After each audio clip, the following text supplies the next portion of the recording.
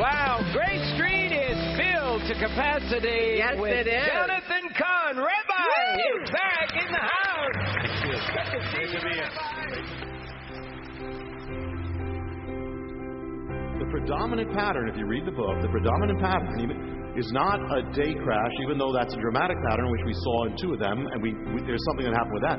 The predominant pattern in the Mystery of the Shemitah is that of a rising stock market, and then it begins a long-term collapse, which is exactly what...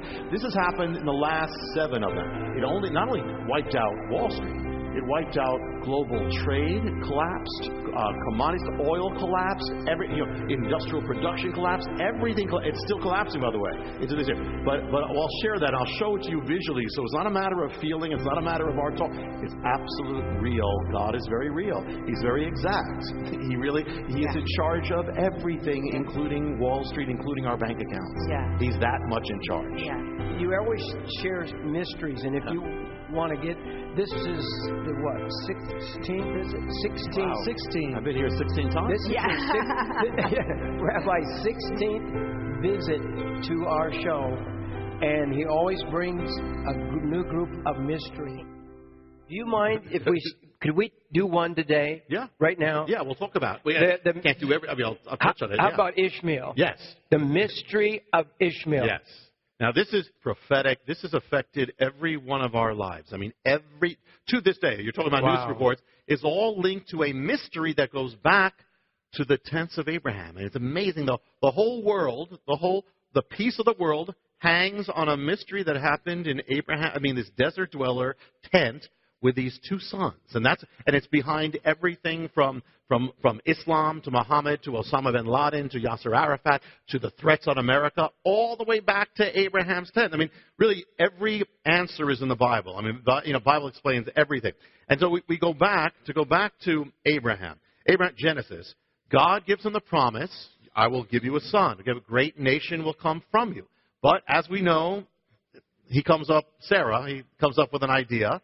Well, God's not doing it, so you know what? We got to help God out, and that's always a danger sign. We're going to help God out, and you go into the handmaid Hagar, and you'll have a baby through her because I can't have a baby. So he does, and what happens comes out Ishmael. Here's Abraham's firstborn son, Ishmael.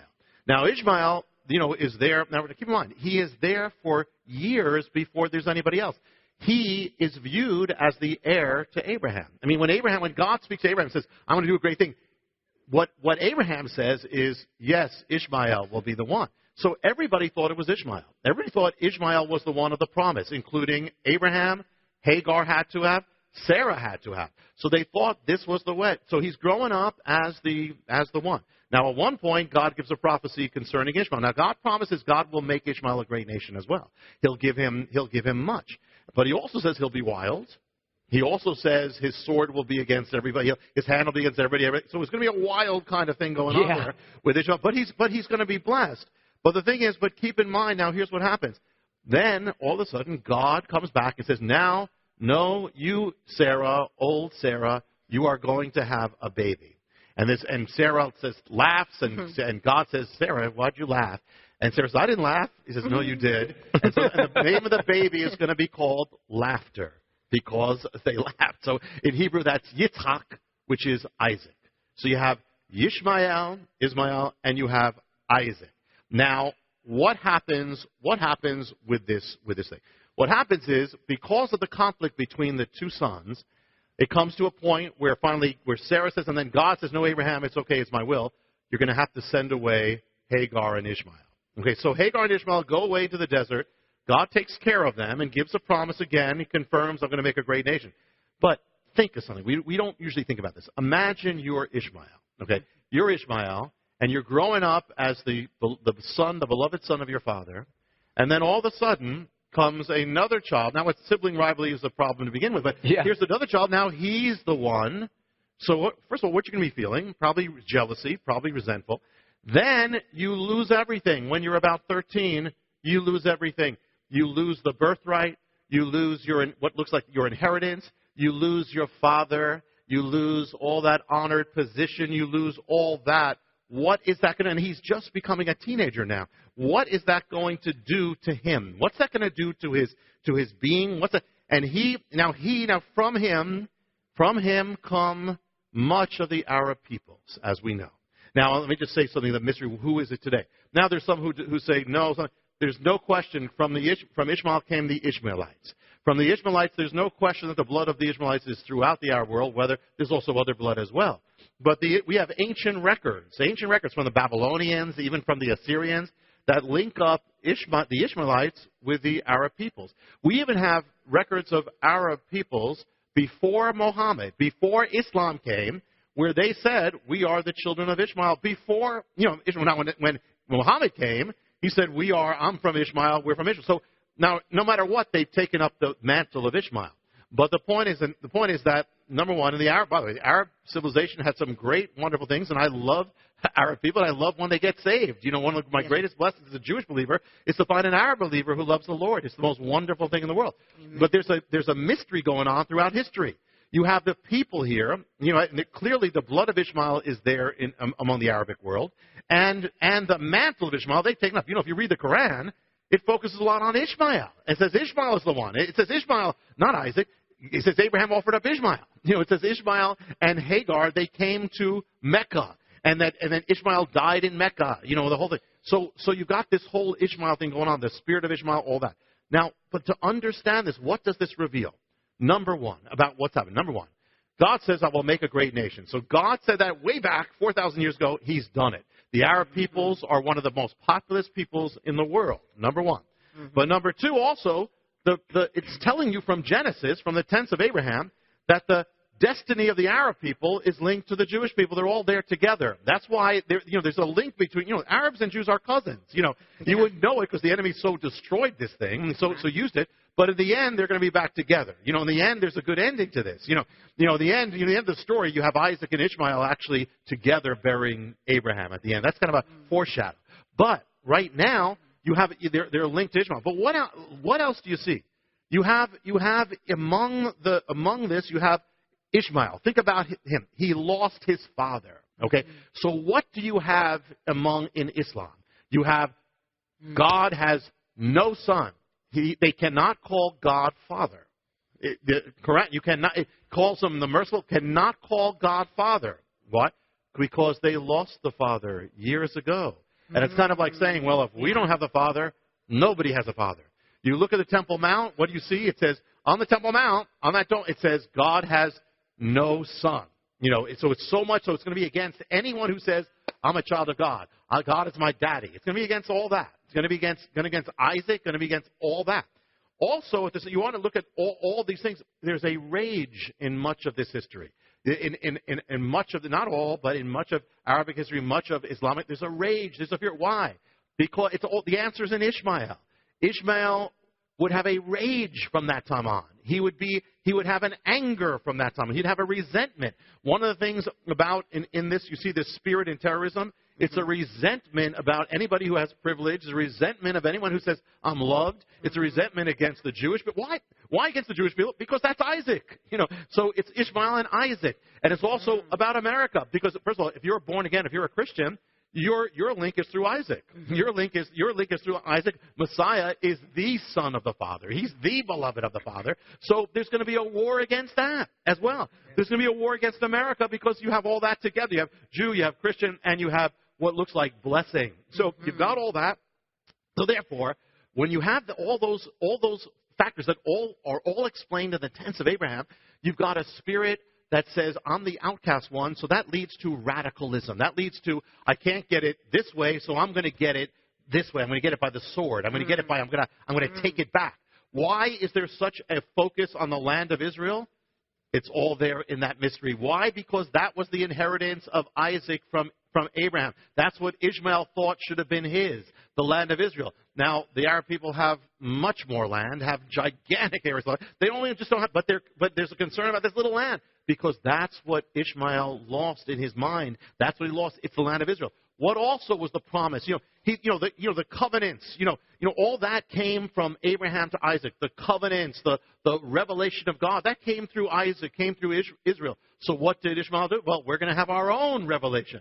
We're going to have our own. We're going to have our own religion. We're going to have and we're going to take back everything, and we're going to say they all belong to us. Now we take the prophets. We take Jesus, but we'll call him a prophet. We'll take everything you have, but we'll say we'll make it, and we're better. We've got more. That's exactly the spirit of Ishmael. That's the whole mystery. Do you know that if you go to a city, even Jerusalem, the mosque has to be the tallest thing in the city? It's like saying I'm going to prove myself. It's kind of like it goes back from this trauma. I'm going to prove myself, and I'm bigger, I'm higher, I'm better. If you've got a tower, I'll bring it down. 9/11. Wow. You have all that, and so it tells us, the account. If you want to understand, everything from terrorism to the PLO to Hamas to Hezbollah to Islam to all these things, the answer is there. It all began in the book of beginnings. It all began in the tents of Abraham, and everything you see from the anger, the fury. Even suicide bomb. Why would anybody have their kids kill them? Well, if you feel like, listen, you're outcast, you don't have much value, you're not loved, you're going to prove it by anger, well, you can do those things. You can blow yourself up in anger, for that reason. So we need to pray for Ishmael, at the same time. But we have to understand Ishmael. We have to be praying for those who are in Islam. We have to pray for the radical Islamists. We have to pray for all those of the Arab world who don't know the Lord. The ultimate thing is God still loved Ishmael. He still had a promise for Ishmael. And it tells us something in our life that, if you're looking at, God has blessed you. If you don't look at what God's blessed you, you're going to end up being angry, bitter. You're going to look at all that you don't have. You're going to be putting a curse on your life. But, in the end of the story, the other thing is that as believers, we can sometimes have a spirit of Ishmael. And what I mean is this. We can have a spirit that we are not loved, that we'll never really be loved. We know that the words, we know the theology, but I don't really feel that with God. I'm kind of the outcast. I've been rejected. Well, that's an Ishmael kind of spirit. Right. God doesn't want that because that brings a curse. And God, therefore it says the antidote is God so loved us, he gave his beloved son that we could be beloved too. It says live your life as beloved children. Now, meaning you may not have been a beloved child. Doesn't matter. Live your life now as a beloved child because you happen to be that, but live as if you were because you are that. The answer to so much in our own life is that we find who we are in God, which is to his beloved children, that we can say, not just that we can call him Father, but it says you will call him Abba, which isn't Father, it's Daddy, Daddy, that. Yeah. And so that's it. So you want to, and there's so much more to this, but I'm just going to give an example that there is the Bible, everything we're seeing. Amazing. The whole world hangs on what happened with Abraham and these two little sons. Way back. The Bible has every answer and every explanation. We must pray and we must love Ishmael. We must love Ishmael. We must share the gospel with Ishmael. God's by his grace. I've heard this. I've actually met eyewitnesses who have literally seen visions throughout the Arab world truly of Jesus. God is showing people who don't know him at all literally visions of Jesus, and they're getting saved. Praise we need to God. pray that the veil of Ishmael will be removed and that he and Isaac will join hands again in the God of Abraham. Amen. Amen. Wow. And you're saying that powerful. Ishmael is connected to almost all the warfare that Israel has today. Yeah. What we're seeing, that's why if we study the Word, we learn. Yeah. We learn what God says. And it's unchangeable. Yeah. Yeah. God's Word is the same yesterday, today, and forever. Yeah. Right. Yeah. And it's still, I look at it, the book of Genesis in Hebrew, it's Bereshit, which means literally the beginning. It's the beginning of everything. It's the beginning of the fall. You want to see why everything's happening. It's the beginning of the Arab-Israeli conflict. It's the beginning of all. It's the beginning of the promises of Messiah. Everything is there. The answer is in God, in everything. There's nothing outside of God. The answer is, we're still being affected because God gives his word. The fact that the Jewish people still exist, that should not be at all. They should have been gone thousands of years ago. But they exist because God said it. They're in the news because God said it. God is behind the news. So basically you're saying ISIS is connected to Ishmael. Yes, absolutely. Absolutely. So is the PLO, so is Hezbollah, so is Hamas, so is Osama bin Laden, so is Saddam Hussein. All of that is clearly, even they themselves will say they're linked to Ishmael. Even they will say, but I don't think they understand all that means. But that the beginning is all there, and it kind of also tells us something. And God will redeem it, and the Arab people are a great people. But at the same time, it also tells you something else. Don't try to help God out. Do God's will. That's do God's good. will. Be patient. He'll do it His way, and you'll be used with it. But and have faith too as well. That's with it. But yes, and notice something too. When Isaac, in a sense, came back to the land, that's when all this hell started. That's when when the Jewish people came back to their inheritance. That's when everything went crazy in the world. Yeah. Among Ishmael, but also, remember, the enemy knows a bit about the future. He knows enough that when the Jewish people come back to that land, it is a sign that his game is up. It is a sign that Messiah is coming. So that's why the whole world is in an uproar. That's why the United Nations has voted to condemn Israel. That's why there's all this terrorism. That's why, because the enemy is crazy. It's not about, ultimately, it's not Ishmael. Ultimately, it's the enemy behind that. And he will stir up anything he can. He will stir it up. God would view it, God's plan would be one day that Isaac and Ishmael will join hands, and that's in the Bible. There's going to be that in that day. But the enemy does everything he can to mess everything up. It's hard to even imagine that, but it's going to happen. It's true. It's true. But it's a sign of the enemy. When the enemy goes crazy, and a little word to our lives, again, so true. When the enemy goes crazy, don't get discouraged. When you're being attacked, you're in God's will. Don't get encouraged, because it is a sign of how big the purposes of God is for your life. Amen. The enemy's not wasting his time. He knows. I've got to ask you a question while we're still on this. Yeah. You mentioned the different countries in the line of Ishmael. Okay? And you were naming, and so we kind of wonder sometimes why nations do what they do. Could you name them again for me? Name some of them? Yeah, I will say it this way. And, it doesn't matter. There is no question, whatever one feels of these, there's no question that the blood of Ishmael is throughout the Arab world. They were the Ishmaelites. The Ishmaelites were linked to the Arabs. Ancient times goes through. So this would affect the nation of Jordan, which, by the way, also has Edom, also has Esau in it. That's Edom. That's where Esau was. Lebanon, Syria, Iraq, Saudi Arabia, Bahrain, Kuwait, Dubai, basically the whole Egypt somewhat. Egypt has a lot of others. Egypt actually don't consider themselves Arab. They have others in it, but they have some. No question, there's some. But through the entire, all those things basically that have warred against Israel. If you look at the wars on Israel, basically it's that. Iran is not Arab, but Iran is Persian. And that's a whole mystery, and even there's a link with that in the Bible. And I'm actually going to talk about the Abrahamic covenant before I leave, and even what's happening in Iran is linked to that. But nevertheless, even those that are not by blood, they have done so by spirit. They are of the Quran. The Quran is saying we have the mantle of Ishmael. So even by blood or by spirit, it's Ishmael. We'll be right back with Rabbi Jonathan Cahn. But we have some very, very important information I need to bring to you. So many people are talking about what is coming. Hubie Sin, he was on your show, Revelation in the News. And as I was kind of reading through what Joseph happened, the Lord was kind of telling me that we need to prepare because there is something coming, a famine's coming.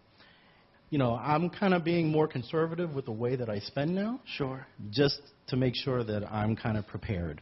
Like, I'm putting aside more food. I'm buying more food from Pastor Jim. And just to make sure that just in case something's coming, I don't know what it is, but I want to be as prepared as possible because we went through Hurricane Sandy. And when we went through Hurricane Sandy, we saw firsthand what a catastrophe could do. Yeah. And it taught us a lot. And I'll tell you what, America has mocked God. America is not listening to God. We must be prepared. That's right. And Heidi Baker had a vision. I saw bread lines, soup kitchens, and I saw people wearing beautiful clothing. Their clothing was not worn out. Now, in my nation, when people are hungry, you can tell. I mean, they're in shredded rags. They don't have shoes, or they have flip-flops. Most of them no shoes. They're hungry. They know they're hungry. They come for food, not because they're beggars, but because they're hungry. I said, why are they so well dressed and standing in this line? He said, because it's a suddenly. They're suddenly in need of food. They're suddenly in need of food. Even Heidi Baker was warning of a famine, and the word that she kept getting was similar to Hubie's, that it was suddenly. It came suddenly. Yes, people were in their cars, and the cars were newer. Yes. And the clothes was, modern They were still clothing. nice. They so weren't they worn weren't down street yet. people, Right. what God was showing her. And there they were in the streets with brand new clothing, standing in food lines, starving. That's right. And I believe with all my heart, we are in the great crash, the great explosions, the great starvations, the great judgment of America is coming. Amen. And I believe it's starting this year. In fact, it's starting now. Time to prepare is over. Judgment is coming. We have murdered over almost 70 million, I guess, of our babies now. And so all of these things, we've taken prayer out of the school, Bible reading, all the things. We've taken the Bible and turned it upside down. And so what's going to happen? I believe, in fact, I believe it was Hubie that mentioned it's Revelation 6:8 that's taking place right now. Yeah, he said famine is coming, and even people like Charisma News, who's been picking up the show, they quoted Revelation 6:8 and pairing it with what Hubie was saying. And that's what God's been speaking to me about for decades. And I believe we're in the now time. But the saddest part of my heart is they're not preparing this food. We have prepared and we have helped design and create 20-year shelf-life food, pre-season, and 20 years is conservative. It could even last up to 30 years. And so some of you have never, ever stored food. And it's happening. What happened in Brussels, Belgium last week is so important to understand that ISIS said they're going to do the same in America.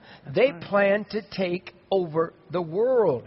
The Islamic State claimed responsibility for this attack. That's right. This was one of the most horrendous attacks in the history of Europe and, of course, the history of the world. It was a horrible thing.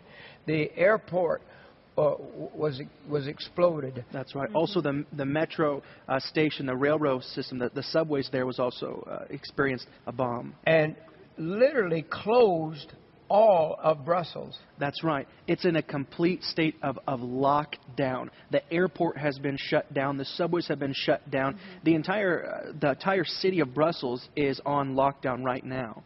And ISIS has claimed responsibility. Yeah. And yet we just go on. We keep calling this radical Islam just people of faith. Yeah. Yeah.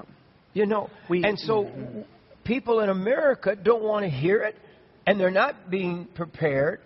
And I just heard from one of the former FBI agents. His name is Steve Rogers. Yes. I'd like him to speak right now. Let's roll that tape.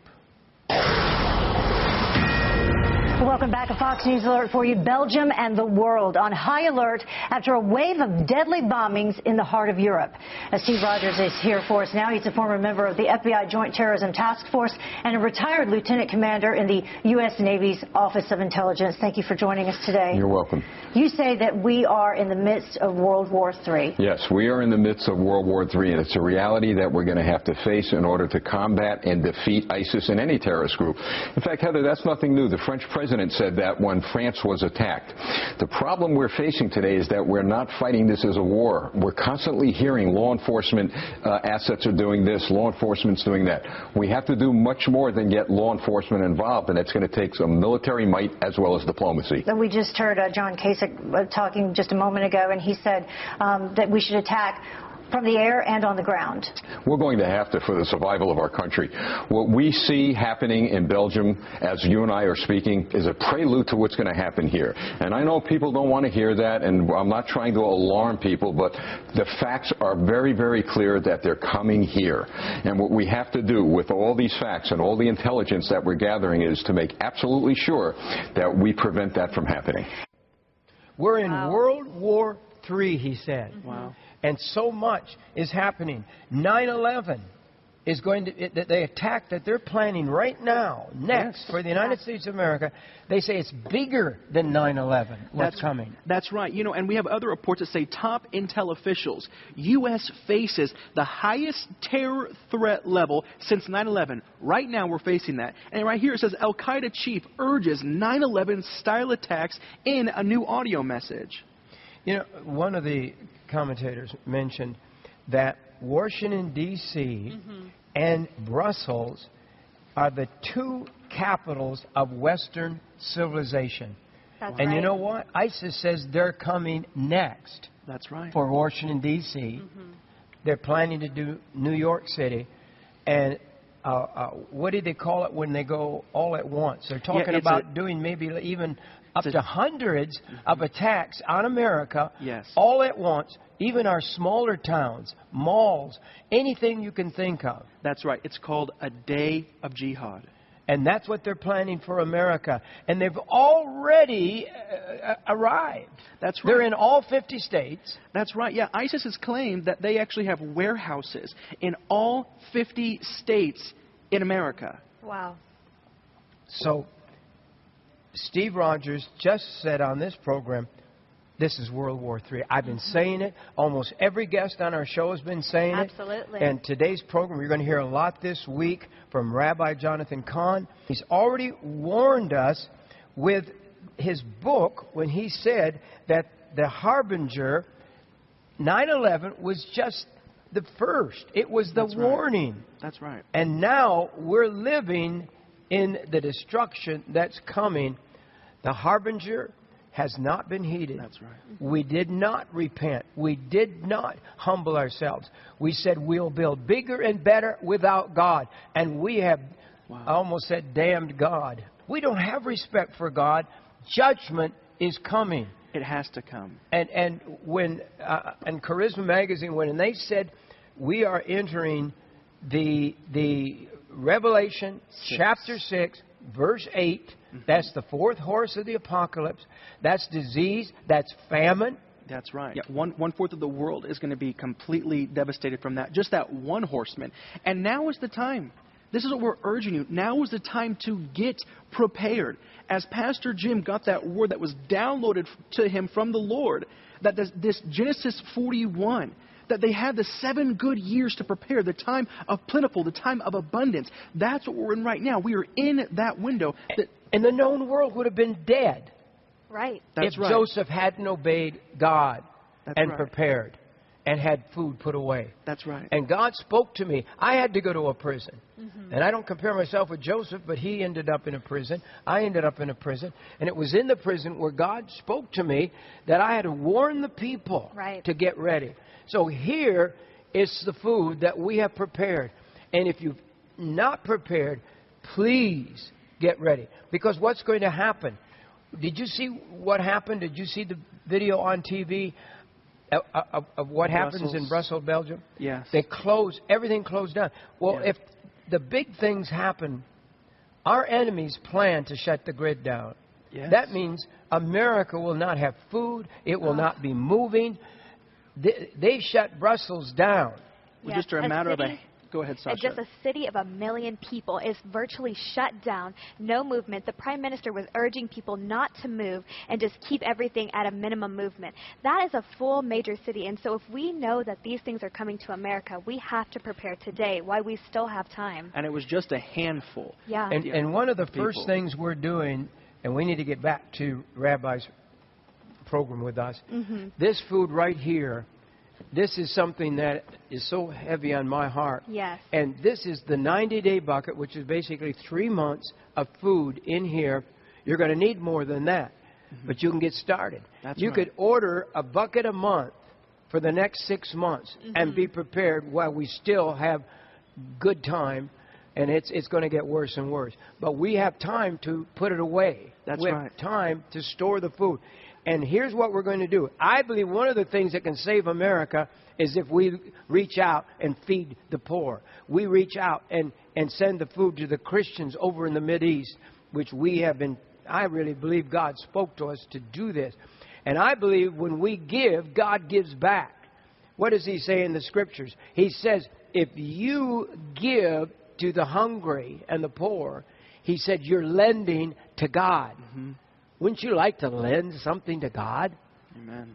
If God came to your door and Jesus came up there and said, I need to borrow a cup of sugar. That's what they used to do in the old days. You know, you'd go and give them the whole bag. You'd say, whatever you want. I want to fix dinner for you. But if we give to God, God says, I'm going to give back to you. I'm going to give to you. I'm going to take care of you. That's right. He even said, I'm going to be your doctor or nurse, it says in one version, that I'm going to take care of you when you get sick. And it's so important. So if you would like to do this, and what we're doing, we're asking people monthly to make a pledge and say, every month I want you to send it, be kind of like auto give. And every month you'll get a 90-day bucket, and every month for 6 months we'll send a 50-day bucket to the poor and hungry in the Mideast that have been people and their families. They've been crucified. They've been burnt in cages. They have had their heads cut off. And they're starving to death as well. Yes, and these survivors over there, we're trying to send them these buckets so we can make sure that they continue to survive and that they continue to have food and to be able to feed their families. And so with your gift today, you can help those people overseas in the Middle East that are surviving persecution today. And if you do it for 1 year, by the end of that year, you'll actually have 3 years of food, of this emergency food sitting at your house, and you will have sent 600 days of food to the Middle East, to the Christians that are experiencing persecution. This is a year of food. Yes, it is. This is your year of food. Now, how many did you say? It ends up being, after 1 year, 3 years of food at your house. Wow. Can you imagine? You'll have a 3-year food supply, and you will give all of this food, 600 days of buckets of food that can go to different families. It will last 20 years. 20 years. So it's not going to spoil ever. That's right. They'll be eating it right away, believe me. And we want to ship the food as fast as you order it, as fast as you help us. And I'll tell you what, when you sow these are square buckets, so they fit in the big containers on the ships. We'll put these in a container, and we can actually get 2,000 more buckets in a container by using this special bucket that's square, and they all just tuck in there together. But you will be responsible for feeding multitudes of people. Amen. And what a blessing.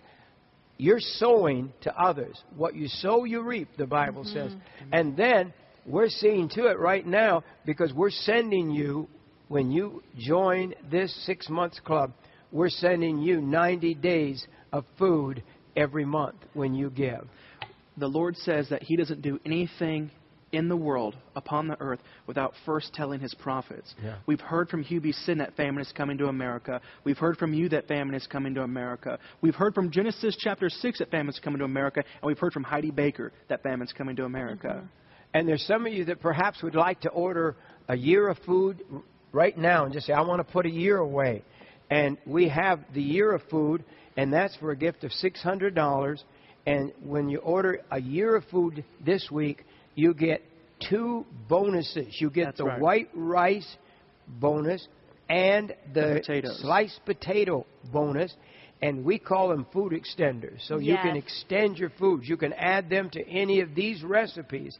So for $600, you receive a year of food plus extenders. This is for a year for 2 people, or it'd be 2 years of food for one person.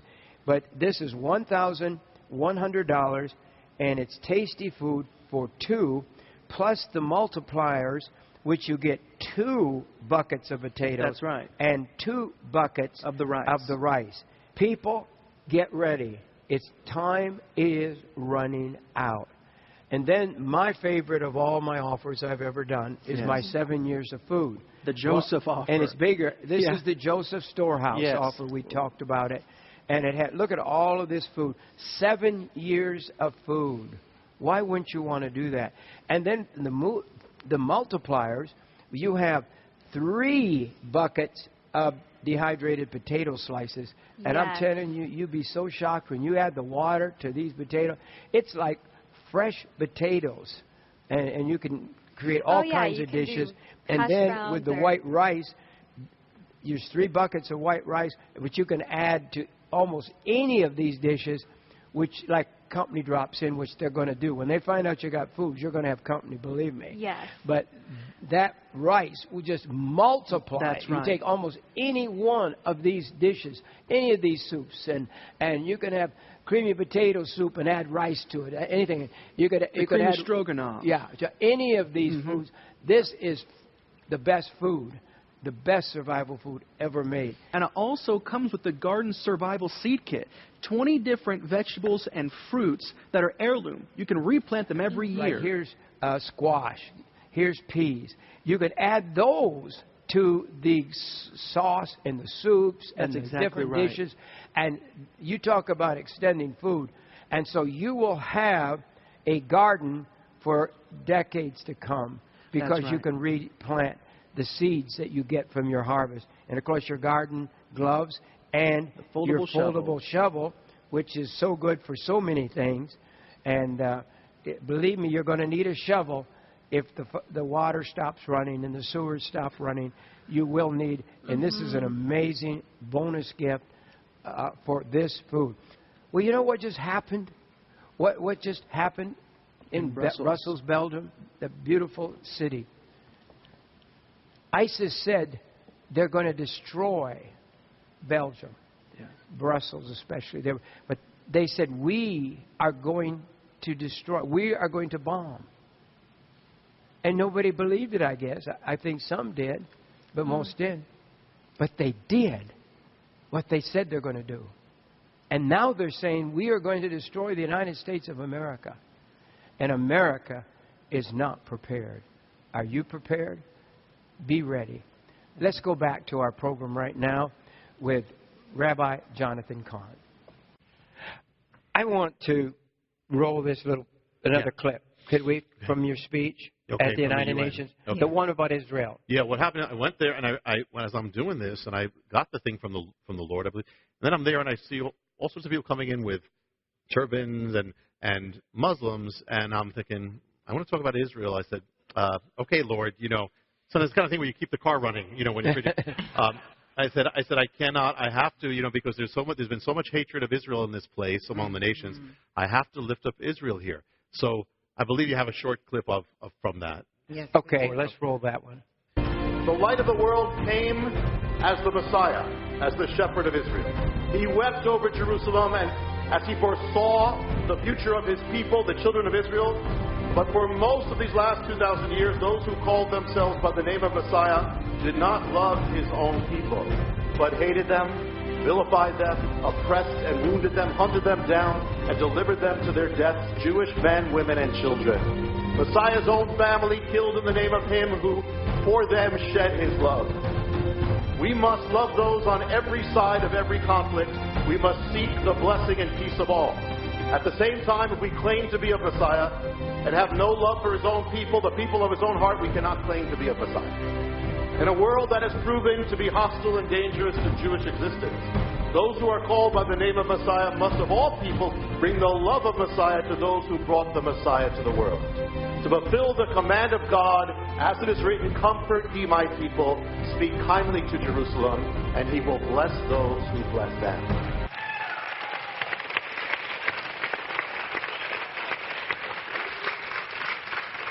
Thank you for standing up. I am so, I was going to say proud that I know you, but I'm not supposed to be prideful. And it's not a pride, but it's just honor to know you that God has chosen to speak out for not just for your people, for God's people, for all people. And we, the voices have been silenced so much. Yeah. But so many today, they're adjusting their message to make sure they don't offend anyone. Yeah. But when you're trying to not offend other religions that don't believe in Jesus Christ, you're in trouble. I am not ashamed of the gospel of Jesus Christ. Right. The Bible tells me. Be not ashamed. The gospel will cause offense. If we're going to make we have to be different to make a difference. If we're going to make any difference in this world, we have to do it. And it's not about any of us. God will give everyone the opportunity who will stand for Him. But don't be ashamed. And the other thing is that when God looks at you and He says, you know, it's like if you have a friend and they stand up for you when it's hard to stand up for you. Mm-hmm. That's when you say, "That's my friend." That's right. And so the Lord is looking down. Now is the time of our testing.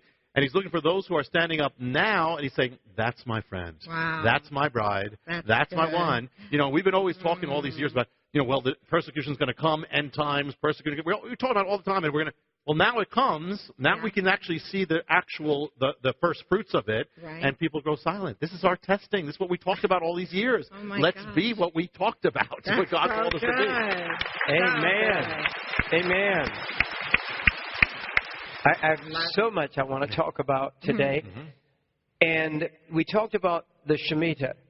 About the stock market. A few days ago, probably. But we talked about the stock market part. Right. There's more to the Shemitah. Yes, there is. Could we deal with that for a few minutes? Yeah, I'll show you some things with that. Yeah, first of all, one of the things in the Harbinger and in the Mystery of the Shemitah, you'll actually see the words appear. It says the effects of the Shemitah, the repercussions, not only affect the financial realm, but the realm of production, consumption, and trade. Now, specifically that. Because in the Bible, when you had the Shemitah, the land stopped producing. They didn't have industry like we do, but they had production. The land stopped producing. They stopped selling the fruit, so trade stops or decreases. And well, in the modern times, that translates to trade and all those things. So here's the question. Did the Shemitah affect not just the stock market, all that, but actually all these other realms? And I want to show you something. If you have global trade, you have the headline on global trade. This is what happened. This is what the Shemitah did to global trade. Plummet 70%. 70% in 3 weeks. Wow. Let's do the next one on global trade. It's collapsing. Was literally the Shemitah really in that time? It collapsed. Next one, world trade. It's his biggest since when? 2008, the other Shemitah. Again, and this is not Christian. This is secular. Okay. The next one, I believe they have one more. In free fall, literally, this is one of the most uncovered stories of the last year, and that is that global trade has totally collapsed. To this day. Now, here we have a graph. In a moment, you're going to see the pink area represents the Shemitah. This is world imports.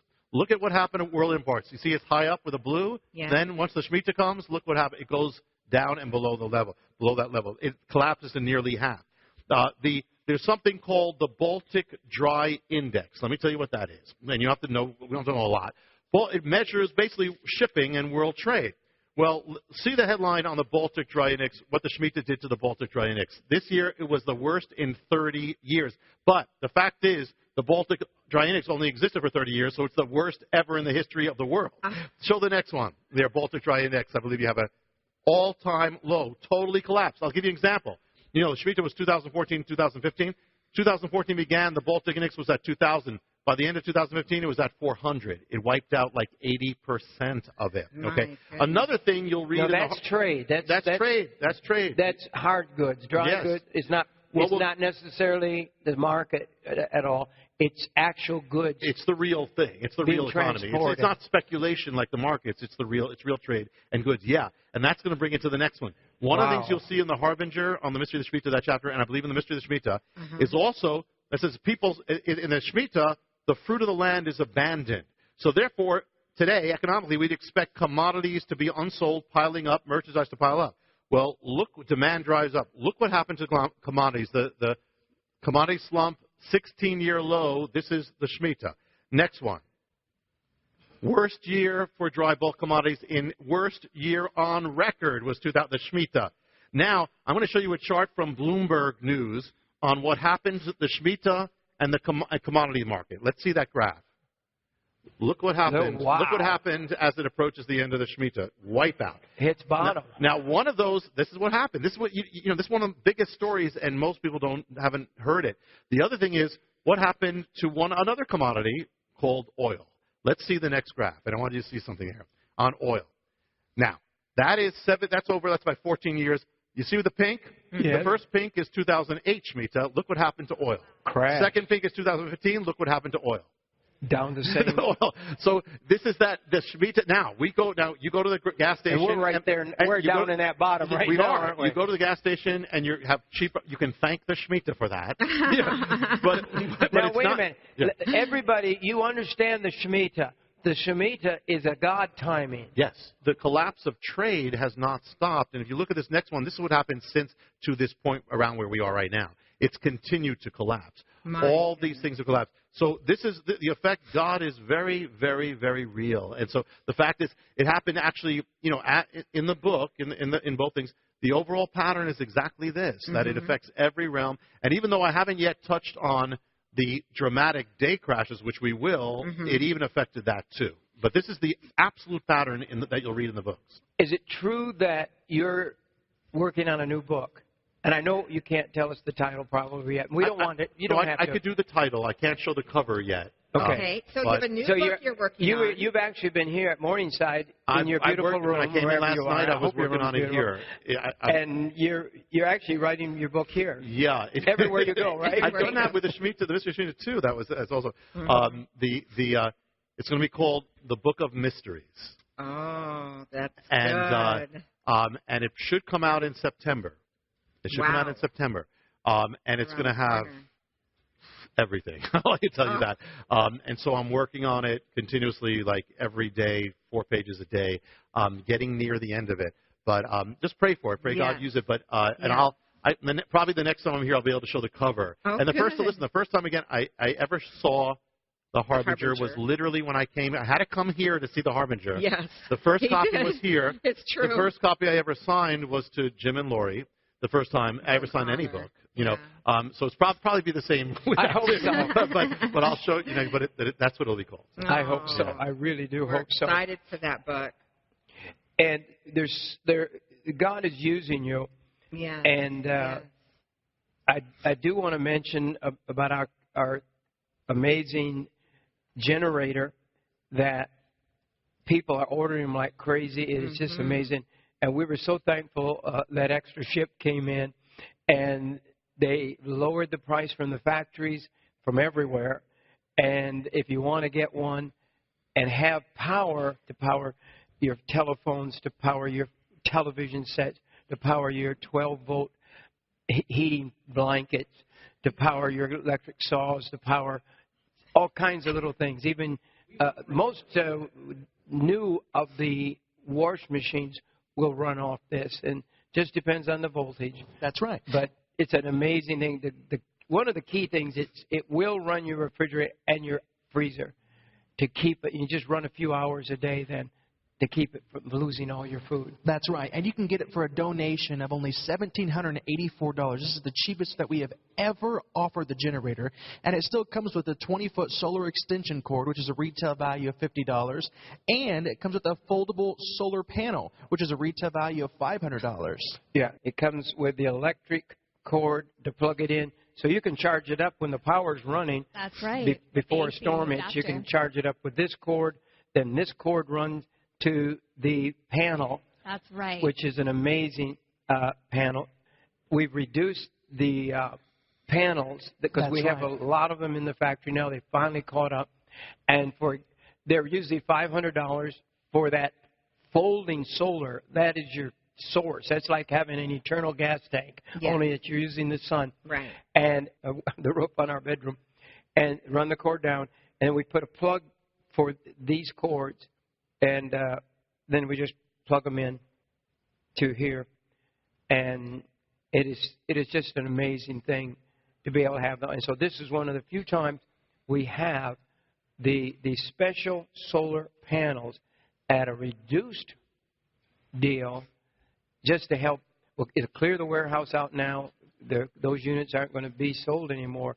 But it'll give you a bargain like we'd never been able to offer before. So I just wanted to do that. We'll be right back with more of our guest, Rabbi Jonathan Cahn. But first I want to share something with you.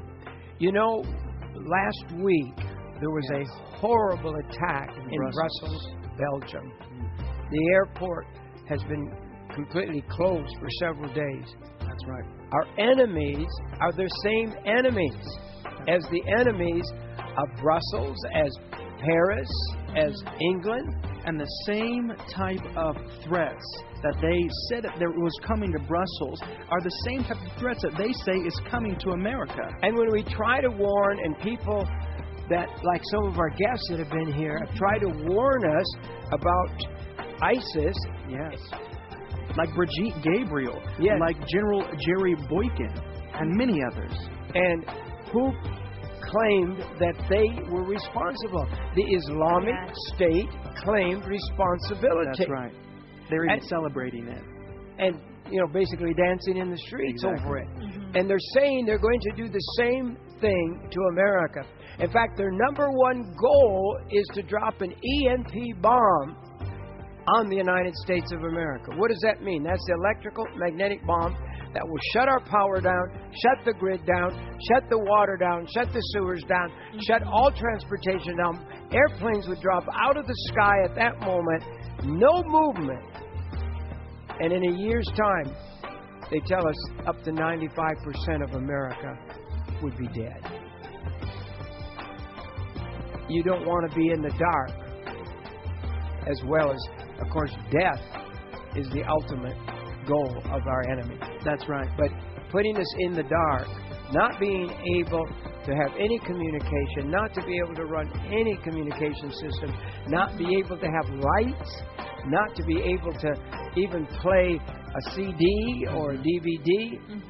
And we are almost out of our wonderful fuelless generator. This unit has been the most amazing product that I've ever discovered. Yes. And we have them at our house, and they were right at $3,500 when we decided that we were going to go with a new version that was going to be created, and it's still being worked on. So it's not ready to ship it. But these are, we have the last of these, and believe me, this has had the least problems of any item I think I've ever offered on the show. And I have 4 of them at my house, and I wouldn't live without them. And we ended up bringing the price all the way down to $2,000. And then we actually ended up running out of the hand cranks. And the hand cranks are for a retail value of $216. So we actually knocked that off of the donation price as well. So you can get a generator, the solar panel, and the 50-foot solar extension cord for a donation of only $1,784 to the ministry. And you will have your best friend, besides Jesus, this generator, fuelless generator, to have this in your house. Even if you just have a storm and the power goes out. That's right. This is your fuelless generator. It comes with the panel. Here's one right here. It folds up like a briefcase, suitcase, and you can put it in your trunk. You can carry it wherever you want to go. So if you have to run away from your house, you grab this. There's a handle on it. You grab it. You pick it up. You just put it in the back of your car, and you're ready to go. And you put this. This has a handle on it right here. Yes, it does. Here it is. And you just take this. You grab this. You put this in your car. You put the solar panel in your car. Then you put the cords. The cord comes with it, 20-foot long. That's a right. $50 cord. Yes. That comes with it. And then, of course, you have the electrical cord. You want to always have that in case, if the electricity is on. So as soon as you get this, make sure it's charged up. It should be charged up when you get it. Just plug it straight into the wall. Plug this into the wall, and you will have it all charged up, and it'll stay charged up for a long, long time. In fact, in a year, it's probably 95% still charged up. That's right. And one of the most incredible things about this, many of our viewers don't know this, but you can actually put up to 3 solar panels in the unit at one time. Now, one solar panel already comes with it, but we're doing a special right now. The solar panel has a retail value of $500. You can get another solar panel for a donation of $450 to the ministry, and we're throwing in as an extra bonus the $50 20-foot solar extension cord as well. That's right. I'm telling you, people the last few days are ordering like crazy. They're going to be going. Yeah. The panels are worth $500. That's the retail value. Yes. And we're doing it for $450. And so you get on top of that the cord, which is a $50 cord. You're getting that with it. Mm-hmm. That's right. And so it's about $100 off from this deal right here. And if you would like to be able to plug in 3, you get one with it. So if you order 2 more, you will be able to charge this generator up in like 2 hours. That's right. And you have a full charge, which will run you the whole next night. Just run you all night long.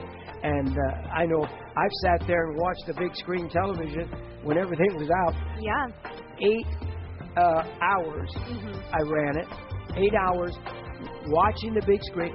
I even plugged DirecTV box. You know, that takes power. Oh, yeah. And I plugged the lamp in. That's right. And sat there in my house. The power's gone. I'm watching television all night, getting all that, and the whole neighborhood's dark. But if you want to, I put 3 of them on my roof. Is what I did. I actually have 6. I have 3 above the bedroom and 3 above the kitchen. And so I have them. So I put a cord down and made a plug-in right in the house. So these cords are just plug right in together. That's right. And it's an amazing thing. So if you want to get one of these for $450, and it unfolds, you can see it out there unfolded, but it comes like this for $450, and you will get the cord, the 20-foot cord that plugs right here into here, and it plugs in. And as we closed them out, the factory that we get these gave to you a grill. Yes, a foldable grill. And a pot to cook in. Yes. And a whole bunch of food. The 72 hours for 2 people. This all comes with your generator when you order it today. This is so great for a grab-and-go bag. If you don't have your grab-and-go bag, you always need a grab-and-go bag. All of this is a bonus as well as, the lowest price we've ever offered, the fuelless generator. I'll tell you what. Our enemies, the same enemies that destroyed the airport at Brussels, Belgium, that group of people are the same ones that said they're going to destroy America. I mean, when I saw that airport being bombed and the people running, I thought, my Lord, another 9/11. That's what it looked like. The people running, the people screaming. And they're planning another 9/11, only they want to top what they did at 9/11. That's right. So what I'm saying is, if you ever get ready, do it now. One day it's going to be too late. Let's get back to Rabbi Jonathan Cahn. We do have to go.